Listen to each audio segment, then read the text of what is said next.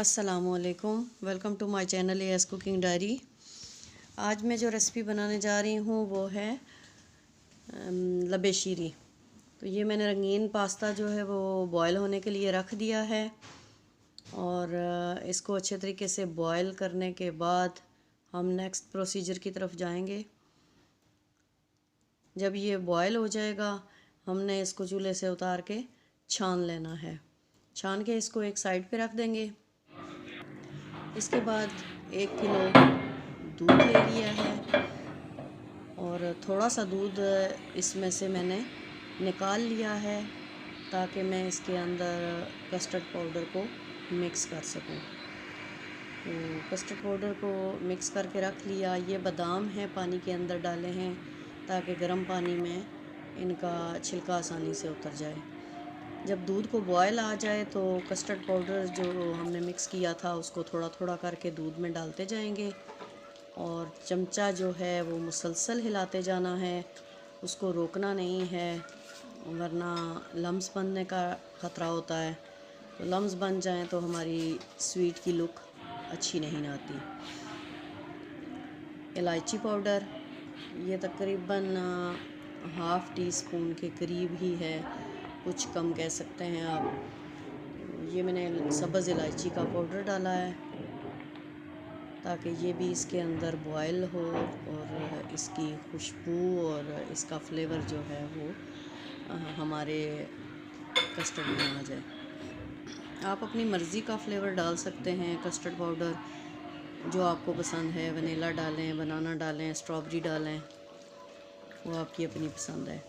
तो ये मुझे थोड़ा सा इसकी थिकनेस कम लग रही थी, इसलिए मैंने थोड़ा सा और कस्टर्ड पाउडर घोल के इसके अंदर मिक्स किया है। अब मैं थोड़ी देर के लिए इसको पकने के लिए छोड़ दूँगी ताकि इसकी जो हमें जितनी चाहिए थिकनेस उतनी हो जाए।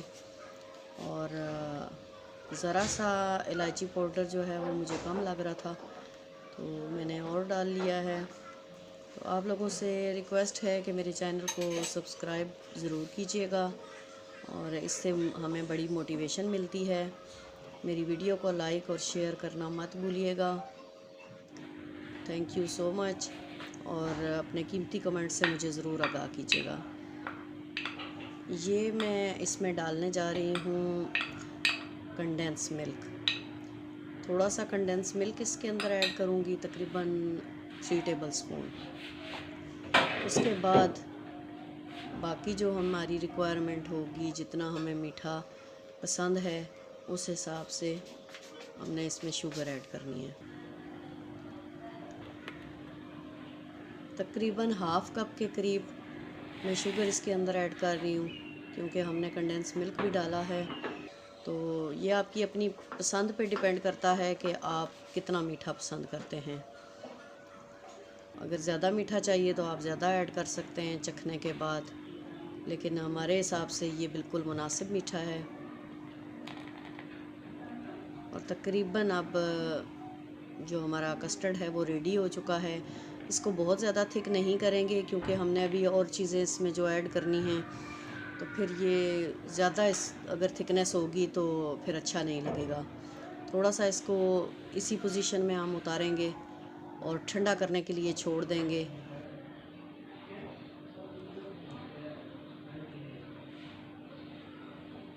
अच्छा, ये देखिए कि ये रंगीन पास्ता, रंगीन सेवइयाँ जो हमने बॉयल करके रखी थी, ये छान के रख ली थी, ये इसके अंदर सबसे पहले जाएंगी।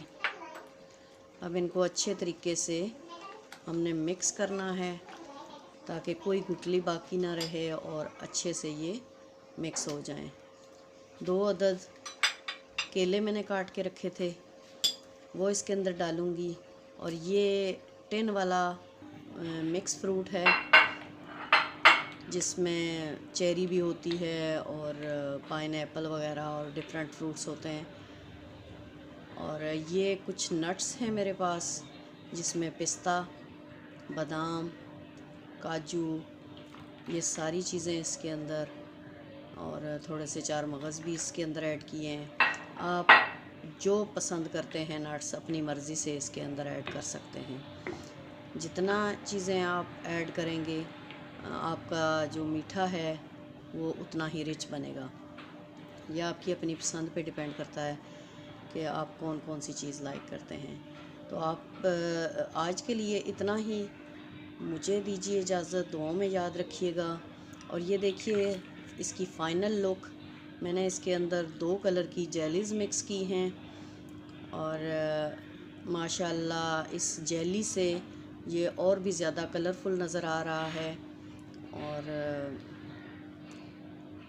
उम्मीद करती हूँ कि ये खाने में भी उतना ही लजीज बनेगा। आप ज़रूर ट्राई कीजिएगा और मुझे अपना फ़ीडबैक ज़रूर दीजिएगा कि आपने जब बनाया, लबे शीरी आपने बनाया तो वो कैसा आपसे बना, और क्या इतना ही लजीज लबे शीरी आपने भी तैयार किया है। ये थोड़ी थोड़ी जेलीज़ मैंने रखी थी ग्रीन और रेड, ताकि हम ऊपर से थोड़ी सी डेकोरेशन इसकी कर सकें।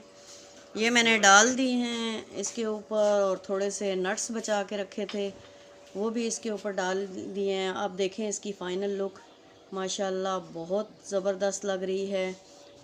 आप मुझे कमेंट्स में ज़रूर बताइएगा कि आपको ये कैसी लगी आज की रेसिपी। आप दीजिए इजाज़त, अल्लाह हाफ़िज़।